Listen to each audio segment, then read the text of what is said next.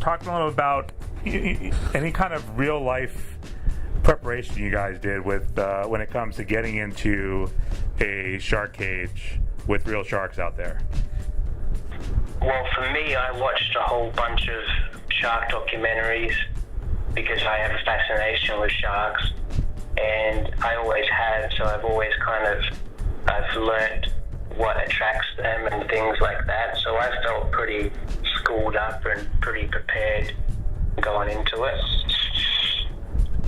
And do you feel, Joel? This was Joel, by the way. This is Joel. The main preparation I did wasn't exactly for the cage dive, it was more like physical training, so I had to play the role of an American jock type character, so I put on maybe 20 pounds for the role. But yeah, for the cage dive itself, I had already done like an aquarium dive with sharks. None of them were great whites though. So I'd had a bit of experience using the equipment that we use in the cage diving, with oxygen tanks, etc. But it was a whole new experience when you're actually down there in the cage, and we had to wear weighted belts. But even while we had those, we were still kind of getting moved around the cage and bumping into the sides, etc.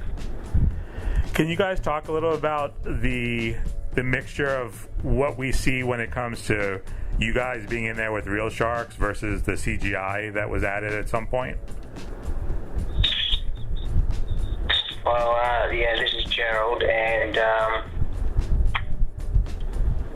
I would say that is a mystery, and that I think that I like to hear people think what they think is real and what isn't, because generally it's really hard to tell, and it was really important to me to make the whole experience of the film real.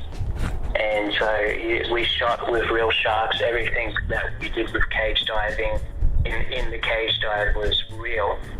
But obviously when people are getting eaten and things like that, that's where you have to move into CGI land. But just tried to make it as real and seamless as possible, and I like to keep it a bit of a mystery and hear what people think. When it comes to the shark cage sequence, there is a lot of bumping, in there. Was that really happening, or was that stuff that you guys had to add? I mean, how scary was it being in that situation as an actor? Joel speaking. Yeah, as I said, I didn't expect that we would get moved around the cage by the currents and waves as much as we did. We had the weight belts on, and we had like railings that we could hang on to, which while we were holding them, our fingers weren't outside the cage. But we definitely accidentally put, or at least I did, my hand would get bumped, or I would turn around and I'd realise that I was kind of hanging on to the wrong part of the cage, and my fingers would be exposed to the shark. So yeah, you definitely had to take care of yourself while you were down there to a degree. And the shark did bump the cage a number of times. I believe there was 9 different great whites that were circling around us at that point. We were told when we came back up. So you could always, at any point, see a shark below the cage or coming straight towards you or outside of your peripheral vision. You turn your head and you'd see 2 sharks coming towards you or bumping the cage trying to get some bait. I personally felt, like me, Gerald, I felt exhilarated by it, more so than fear, because I've always had a fascination of sharks, and that's always been with me. So for me, it was exciting. What were the challenges, from the found footage genre of how much was being done by the actors shooting with the camera versus, you as a director shooting with the camera? Yeah, well, I wanted to make sure to keep it looking real and authentic, unlike some other found footage movies where it looks a little bit too pristine. Doesn't quite look like it's the actual actors that are filming. It more looks like a professional crew. So, especially for the stuff on, well, pretty much all the stuff on land, I gave the camera to the actors and sort of told them what I wanted and let them play with it.